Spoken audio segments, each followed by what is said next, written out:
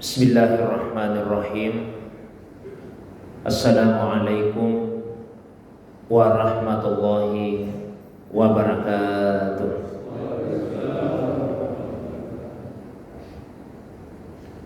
Alhamdulillahillazi anzala sakinata fi qulubil mu'minin. Wassalatu wassalamu ala sayyidil anbiya'i wal mursalin, sayyidil awwalina wal akhirin, sayyidina wa habibina wa syafi'ina wa maulana Muhammadin wa ala alihi wa ashabihi wa ala manittaba'an nur allazi unsila ma'ahu ila yaumiddin, amma ba'du. Bapak Ibu hadirin sekalian, jamaah maghrib yang semoga dirahmati, dimuliakan oleh Allah Subhanahu wa ta'ala. Alhamdulillah, segala puji tentunya hanyalah miliknya Allah Subhanahu wa ta'ala semata-mata. Salawat dan begitu pula salam penghormatan semoga senantiasa tertuju kepada kekasih kita Rasulullah Muhammad sallallahu alaihi wasallam, begitu pula kepada keluarga, para sahabat dan juga pengikutnya yang senantiasa istiqamah menghidupkan sunnah Nabi sallallahu alaihi wasallam. Beliaulah Nabi yang telah memberikan contoh teladan yang terbaik bagaimana cara yang mesti ditempuh oleh seorang hamba yang ingin mendekatkan diri kepada Allah Subhanahu wa ta'ala, sehingga ia bisa wusul, bisa sampai kepada Allah Subhanahu wa ta'ala. Bapak Ibu hadirin yang dirahmati, dimuliakan oleh Allah Subhanahu wa ta'ala. Insyaallah pada kesempatan kajian kita malam hari ini, kembali sama-sama kita akan mengkaji sebuah kitab kecil yang berisi wasiat-wasiat yang disampaikan oleh Syekhuna As-Sayyid Al-Habib Abdul Rahim As-Segaf Wan Makkah di dalam kitab yang berjudul Arba'un wa Isruna Wasiyatan min wasaya al-mursyid, 24 wasiat mursyid. Yang lalu telah kami bacakan wasiat yang pertama yang membahas tentang Islam, iman dan ihsan. Insyaallah untuk malam ini kita lanjutkan pada wasiat yang kedua yang berbunyi, Idza kunta tatawajjahu ilallahi fis salati au ghairiha minal ibadat faltakun fi qalbika azamatullahi jalla jalaluhu malikil mulki rabbil alamin ittaji bi ruhika wa nafasika wa qalbika ilallahi hatta takhsha'alahu jawarihuka wa takhda, yang artinya apabila engkau menghadap kepada Allah Subhanahu wa ta'ala di dalam salat dan ibadah-ibadah yang lainnya, maka hadirkanlah di dalam hatimu keagungan Allah Jalla Jalaluhu, Allah pencipta, pemilik segala kekuasaan, pemelihara, penjaga alam semesta. Menghadaplah kepada Allah dengan segenap ruh, nafas dan hatimu, sehingga anggota tubuhmu khusyuk dan tunduk kepada Allah Subhanahu wa ta'ala. Jamaah yang dirahmati, dimuliakan oleh Allah Subhanahu wa ta'ala, inti dari wasiat tadi adalah bagaimana supaya seorang hamba ketika ia melaksanakan satu ibadah, terutama ibadah salat, ia bisa menghadirkan di dalam hatinya keagungan Allah Subhanahu wa taala. Karena ibadah itu ada 3 tahapannya. Ada yang disebut dengan ibadah, ada yang dinamakan dengan ubudiyah, dan ada pula yang diistilahkan dengan ubudah. Ya, ibadah, ubudiyah, dan ubudah. Di dalam Al-Quran pada ayat terakhir dari surah Al-Hijr, Allah Subhanahu wa taala berfirman, wa'bud rabbaka hatta ya'tiyakal yakin, dan beribadahlah kepada Tuhanmu sampai al-yakin itu mendatangimu. Paling tidak ada 2 penafsiran ulama kita mengenai makna al-yakin yang terdapat di dalam ayat tadi. Penafsiran yang pertama yang bersifat umum memahami bahwa al-yakin di dalam ayat tadi maknanya adalah kematian. Jadi salah satu nama yang diistilahkan untuk menamai kematian itu adalah al-yakin. Ada banyak namanya yang lain. Yang paling sering digunakan di dalam Al-Quran, al-maut, ya, sudah diserap masuk ke bahasa Indonesia. Ada kata wafat, ya, dengan segala derivasinya seperti yatawaffa, ya, ini juga diserap masuk ke bahasa Indonesia. Ada kata ajal, ya, ada halak yang arti harfiahnya adalah binasa. Nah, salah satu selain dari istilah-istilah tadi adalah al-yakin. Jadi kematian itu dinamai dengan al-yakin. Mengapa demikian? Karena kematian itu begitu pasti dan meyakinkan. Tidak ada seorang manusia pun yang ragu bahwa dia akan mengalami kematian. Termasuk orang-orang kafir Quraisy sekalipun juga meyakini bahwa mereka akan mati. Yang mereka dustakan itu adalah setelah kematian ada hari kebangkitan. Itu yang mereka tidak imani. Tapi perkara bahwa semua manusia yang hidup akan mati, mereka juga mengimaninya. Nah, karena kematian ini begitu pasti dan meyakinkan, maka kematian kemudian dinamai dengan al-yakin. Itu penafsiran pertama yang bersifat umum. Ada juga ulama kita yang memahami al-yakin di dalam ayat tadi dengan makna keyakinan, dengan 3 tingkatannya, yaitu ilmul yakin, ainul yakin, dan hakul yakin. Ini merupakan padanan atau pasangan dari 3 tingkat ibadah tadi. Jadi ibadah itu, ya, ibadah itu didasarkan kepada ilmu yakin.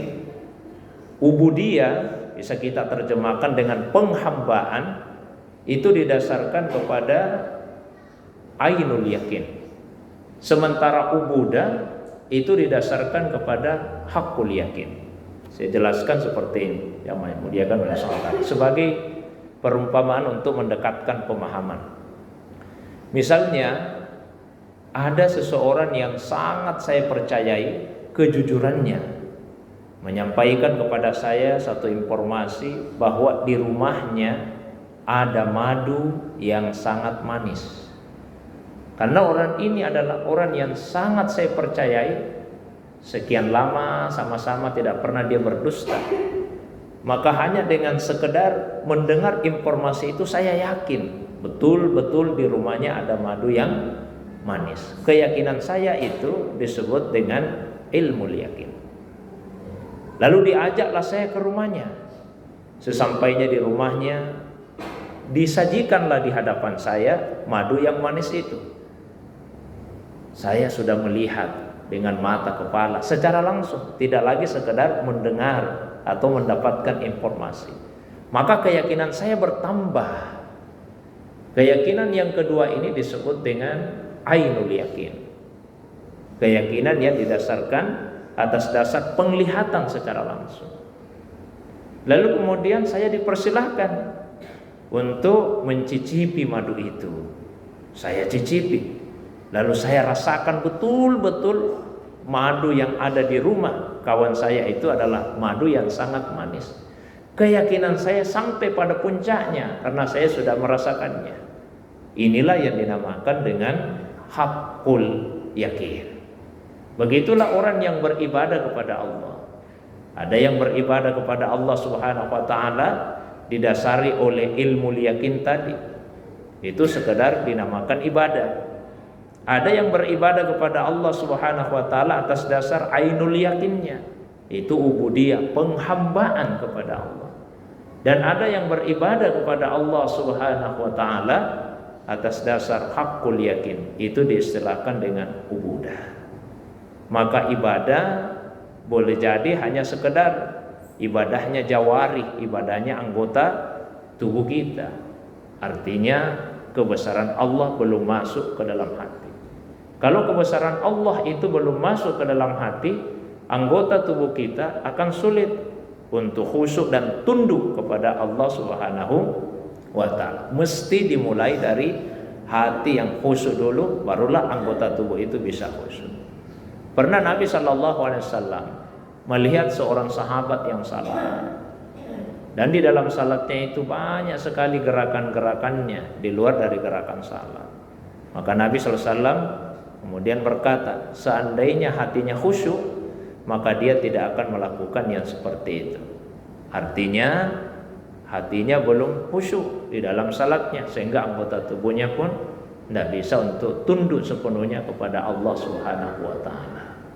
Maka mesti kita mulai dari hati dulu ya. Hati itu mesti yakin sepenuhnya bahwa orang yang salat dia sedang menghadap kepada Allah Subhanahu wa ta'ala. Nah, ulama kita punya dua pendapat dari segi hukum. Khusyuk itu hukumnya apa? Ada ulama yang berpendapat khusyuk itu faridah, dia adalah kewajiban. Ulama lain berpendapat khusyuk itu adalah fadilah, dia adalah keutamaan. Bedanya apa? Bagi ulama yang berpendapat khusyuk itu adalah faridah, kewajiban, maka salat tidak sah apabila tidak khusyuk, karena dia faridah, kewajiban. Namun bagi ulama kita yang berpendapat bahwa khusyuk itu fadilah, adalah keutamaan, maka sekalipun hati tidak khusyuk, asalkan rukun-rukun dan syarat-syarat salat itu terpenuhi, salatnya sudah sah secara fikih, Pak ya. Tapi dia kehilangan fadilah, kehilangan keutamaan di dalam salatnya.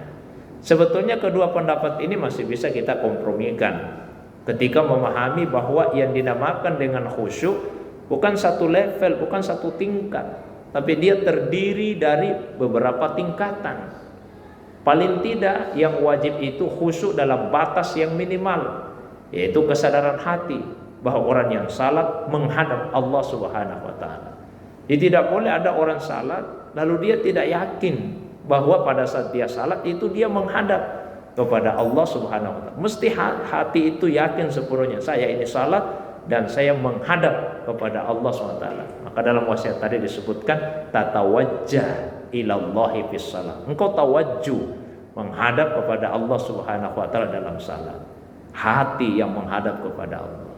Kalau secara syariatnya, secara fikihnya, ketika seorang hamba itu salat, maka disyaratkan untuk menghadap ke kiblat. Itu secara fikihnya. Tapi Al-Quran tidak pernah menyatakan hadapkan hatimu ke kiblat.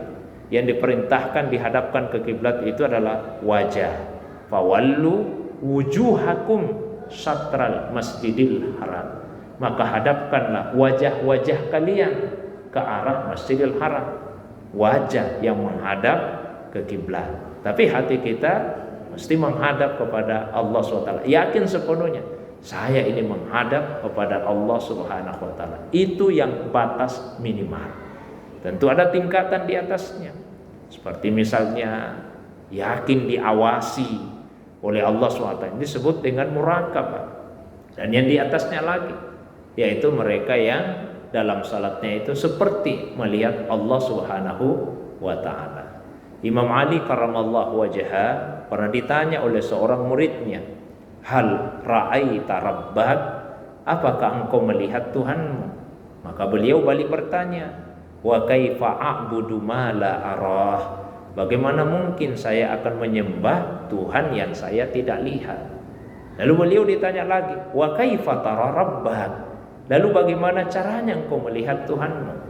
Beliau menjawab, la tarahul uyunu bimusyahadatil a'yani walakin tarahul qulubu bihaqaiqil imani. Tuhan itu tidak dilihat dengan mata kepala seperti kita melihat benda-benda yang konkret, tapi Tuhan itu dilihat dengan mata hati melalui hakikat-hakikat keimanan. Bapak Ibu hadirin yang semoga dirahmati, dimuliakan oleh Allah Subhanahu wa taala. Nah, pertanyaan lanjutannya, bagaimana kiatnya, bagaimana caranya supaya kita bisa khusyuk di dalam salat? Ini saya bahas ya pada aspek-aspek syariahnya juga. Ulama kita mengajarkan supaya bisa khusyuk di dalam salat, paling tidak ada 3 bagiannya. Bagian yang pertama, ada hal-hal yang mesti kita jaga, ya, yang mesti kita perhatikan di dalam salat itu. Apa saja itu? Yang pertama, yaitu menjaga hati dan akal pikiran kita. Sehingga di dalam Al-Quran ada ayat yang berbunyi seperti ini, ya ayyuhallazina amanu la taqrabus salata wa antum sukara hatta ta'lamu ma taqulun. Wahai orang-orang yang beriman, janganlah kalian mendekati salat apabila kalian dalam keadaan mabuk sampai kalian mengetahui apa yang kalian ucapkan. Maksudnya nanti kalian salat kalau sudah dalam keadaan bisa mengetahui apa yang kalian ucapkan, ya. Bukan berarti harus paham maknanya Pak, ya, karena mohon maaf pernah ada jamaah yang sampaikan saya itu, Ustaz, kalau salat saya cari masjid yang lain, bukan yang dekat dari rumah saya. Loh, kenapa Pak? Biasa imam di situ dia baca Quran besar, ya, maksudnya itu yang di luar juz ammah. Nah, saya tidak paham apa yang dibaca karena jarang saya dengar. Beda kalau misalnya yang baca Quran kecil, ya, juz ammah Pak, kayak Wadduha ke bawah, sering saya dengarkan. Saya sampaikan sebetulnya tidak ada masalah meskipun orang yang salat itu tidak paham makna dari ayat-ayat yang dibaca oleh imam di dalam salat, asalkan di dalam hatinya ada keyakinan, ada kesadaran bahwa ayat-ayat yang dibaca oleh imam salat dan dia dengarkan itu adalah kalamnya Allah, firmannya Allah. Kalau hati meyakini itu, menyadari ini yang saya dengarkan firman Allah, maka sekalipun tidak paham artinya, hadir itu kebesaran Allah di dalam hati kita, dan kita akan terbantu untuk bisa khusyuk di dalam salat kita. Yang dimuliakan oleh Allah Subhanahu wa taala. Ini contoh, walillahil masalul a'la. Tentu Allah sangat jauh untuk diperumpamakan. Misalnya ada seorang tokoh Pak yang sangat kita kagumi. Ya, ada tokoh kita kagumi. Lalu kemudian kita ketemu pada saat tokoh yang kita kagumi itu sedang berpidato, tuh dia ceramah. Dia ceramah katakanlah pakai bahasa Arab. Kita tidak paham bahasa Arab. Tapi karena itu tokoh yang kita kagumi, kita betul-betul khusyuk mendengarkan itu karena tidak paham. Ya. Atau misalnya contoh yang lain, biasa jemaah haji atau jemaah umrah, ya, kalau salat di Masjidil Haram, di Masjid Nabawi, salat Jumat, khatibnya itu kan pakai bahasa Arab. Saya khusyuk sekali mendengarkan itu padahal tidak paham itu semuanya banyak yang tidak paham apa yang disampaikan oleh khatib itu. Tapi karena terbawa oleh suasana, seakan-akan mohon maaf, ini seperti di surga ini mendengarkan khutbah-khutbah yang berbahasa Arab tersebut. Itu baru manusia. Bagaimana dengan Allah Subhanahu wa taala? Sekali lagi walillahil masalul a'la. Allah tentu sangat jauh untuk diperumpamakan. Jadi ayat apapun yang dibaca oleh imam di dalam salat, itu mesti di hati kita ada kesadaran dan keyakinan. Itu adalah kalamnya Allah, firmannya Allah Subhanahu wa taala. Jalla jalaluhu, pemilik, penguasa, ya, segala kekuasaan dan pencipta seluruh alam semesta. Jamaah yang dimuliakan SWT. Jadi dijaga hati, dijaga akal pikiran. Makanya kalau orang mabuk dilarang dulu untuk salat, ya, karena kehilangan fungsi akalnya, kesadarannya tidak utuh. Bukan hanya orang yang mabuk Pak, tapi keadaan yang mirip-mirip dengan itu. Misalnya mengantuk sekali atau capek sekali. Sehingga Nabi SAW pernah bersabda, ya, idza na'isa ahadukum wa huwa yusalli falyarqud. Kalau ada seseorang ngantuk sekali lalu dia mau salat, lebih baik dia pergi tidur dulu. Karena bisa saja kalau dia ngantuk sekali, lain yang ingin dibaca, lain yang terucapkan. La Allahu yastaghfir fa yasubbu nafsa, maunya minta ampun, malah dia mencaci maki dirinya sendiri karena mengantuk. Nah, apalagi yang mesti kita jaga, kita mesti menjaga perut. La salata bi hadratit ta'ami wala huwa yudafi'uhul akhbasan. Tidak ada salat dalam keadaan makanan sudah tersaji, sudah siap di hadapan kita. Dan juga tidak ada salat dalam keadaan menahan dua kotoran, ya, yang mau keluar dari pintu depan dan pintu belakang. Jadi dua keadaan di dalam hadis tadi disebut jangan salat pada dua keadaan itu. Satu, ya, kalau makanan sudah siap. Apabila kita dalam keadaan lapar, udah lapar sekali, makanan sudah siap, lebih baik makan dulu. Idza hadaratil asya faquddimatil asya 'alal isya. Apabila makan malam itu sudah siap, lalu masuk waktu isya, didahulukan makan malam daripada salat isya.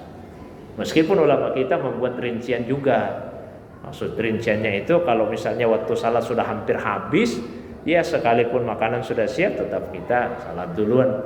Kita belum salat maghrib ini, lapar sekali, tapi sudah mau masuk waktu isya. Kalau makan dulu habis waktu maghrib, ya tetap salat itu yang didahulukan. Tapi kalau waktu salat masih panjang, lapar sekali dan makanan sudah siap, lebih baik makan dulu. Nah, termasuk juga tadi rincian dalam hal menahan hadas. Kalau misalnya tidak terlalu besar juga keinginan, karena biasa kalau musim-musim hujan ada perasaan seperti mau buang air kecil, tapi tidak terlalu mengganggu, ya. Silakan salatnya dilanjut saja. Tapi kalau sudah misalnya susah sekali ditahan ini, susah sampai menggigil atau keringatan menahan keinginan untuk buang air kecil atau buang air besar, apalagi lebih baik salatnya dibatalkan. Apalagi yang mesti kita jaga, ya kita mesti menjaga pandangan mata kita. Ija'alu basarakum haitsu tasjud. Arahkan pandangan mata kalian itu ke tempat sujud. Jadi arahkan pandangan mata kalian ke tempat sujud. Itu yang sunnah. Pernah ada sekelompok sahabat di masa Nabi itu kalau salat dia lihat begini, lihat ke langit, ya, melihat ke langit. Nabi tegur, ma balu aqwam yarfauna absarahum ila sama. Ada apa dengan mereka itu sampai mereka mengarahkan pandangannya ke arah langit? Ada juga sahabat yang ketika salat dia menoleh ke sana kemari dalam salatnya. Aisyah menanyakan itu kepada Nabi. An iltifatir rajuli fi sholati, tentang seseorang yang iltifat, banyak menoleh dalam salat. Nabi jawab, ikhtilas yahtalisus syaitanu min salatil abdi. Itu adalah rampasan yang dilakukan oleh syaitan pada salat salah seorang di antara kalian. Yang mesti juga kita jaga di dalam salat kita, yaitu menjaga pendengaran kita, sehingga dilarang salat di dekat orang yang sedang asyik ngobrol, asyik cerita-cerita. Karena biasanya kalau ada yang cerita-cerita di dekat orang yang salat, apalagi kalau salah ceritanya langsung di telinga, itu terbawa-bawa Pak, di hati, di pikiran, tidak benar ini ceritanya, ya, nanti selesai salat saya mau luruskan. Itu yang kita ingat di dalam salat, ya. Termasuk juga bagaimana kita menjaga penciuman diri, penciuman orang lain. Nah, sehingga seseorang yang sudah mengkonsumsi makanan yang baunya menyengat, itu dilarang oleh Nabi untuk pergi salat berjamaah. Larangan makruh Pak, ya. Karena dikhawatirkan mengganggu jamaah yang lain. Nah, ini bagian pertama. Bagian yang kedua, supaya kita bisa khusyuk di dalam salat kita, yaitu ada penopang-penopangnya. Apa saja itu penopangnya? Satu, ingat kematian. Ingat kematian. Rasulullah SAW berpesan, "Sholli salatan muwaddi." Salatlah dan jadikan salatmu itu seperti salat orang yang mau berpisah. Orang yang mau berpisah, Pak, seperti salat perpisahan. Mohon maaf jamaah sekalian, seandainya Allah Subhanahu wa taala menyingkapkan kepada kita ini satu persoalan gaib tentang kematian, kita diberikan ilmu oleh Allah sehingga kita tahu bahwa kita akan meninggal malam ini jam 8, Pak, misalnya.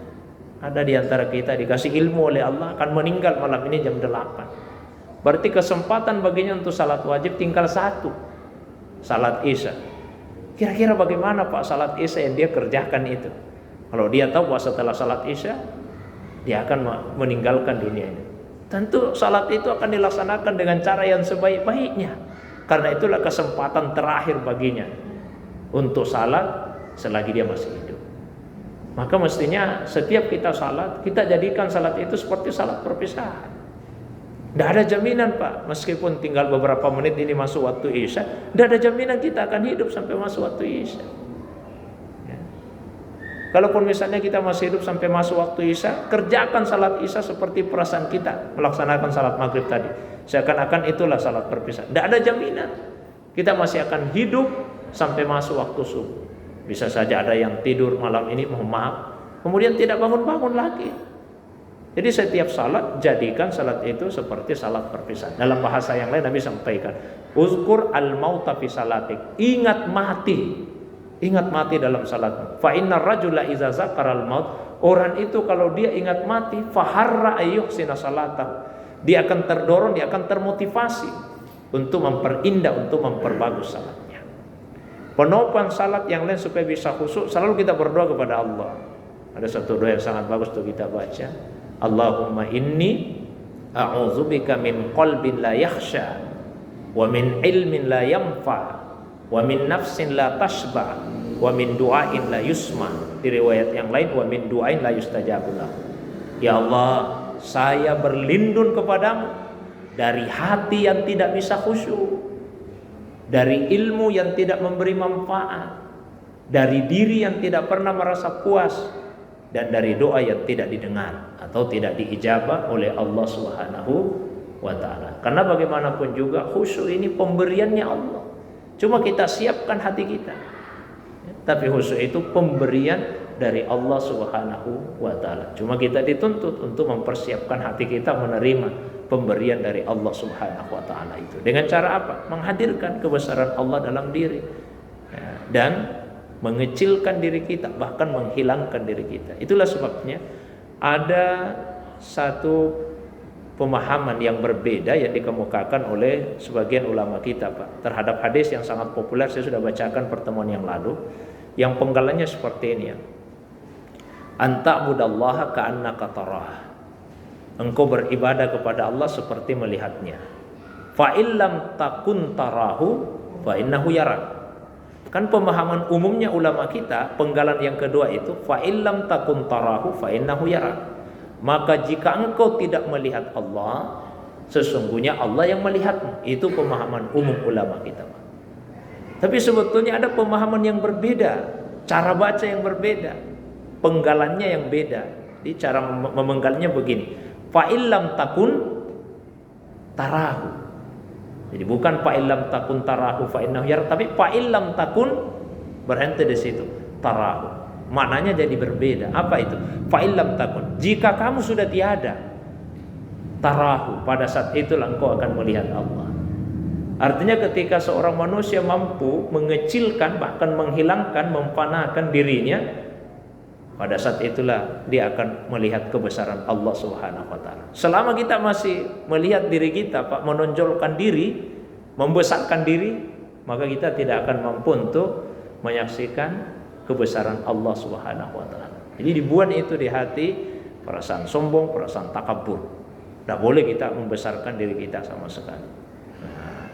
Jamaah yang dimuliakan oleh Allah SWT. Itu bagian kedua. Bagian yang ketiga supaya bisa khusyuk, yaitu merenungkan bacaan dan gerakan dalam salat. Tentu ini agak panjang Pak ya. Saya ambil 3 contoh sajalah. Yang pertama, ya, ketika kita memulai salat, kita mengangkat kedua tangan. Kalau secara fikih bisa sejajar bahu, bisa sejajar telinga secara fikihnya, dengan perbedaan pendapat ulama kita. Ya. Tapi semua ulama sepakat disunahkan untuk mengangkat kedua tangan sambil disertai dengan ucapan takbir, dan itu yang rukun. Kalau angkat tangannya sunnah, ya. Tapi takbirnya itu rukun dalam salat. Kita ucapkan Allahu Akbar. Apa maknanya? Orang yang angkat tangan itu tanda menyerah. Ya, orang angkat tangan Pak, itu dia menyerah. Maka orang yang salat dia menyerahkan dirinya, istislam kepada Allah. Seseorang itu hanya akan menyerahkan dirinya kepada yang dia yakini lebih kuat daripada dirinya. Maka orang yang salat dia yakin sepenuhnya hanya Allah yang besar. Karena itu dia serahkan diri sepenuhnya kepada Allah SWT. Disertai dengan ucapan Allahu Akbar. Hanya Engkau ya Allah yang maha besar. Saya kecil, semua manusia kecil, bahkan seluruh makhluk itu kecil. Hanya Engkau yang maha besar ya Allah. Itu baru di awal.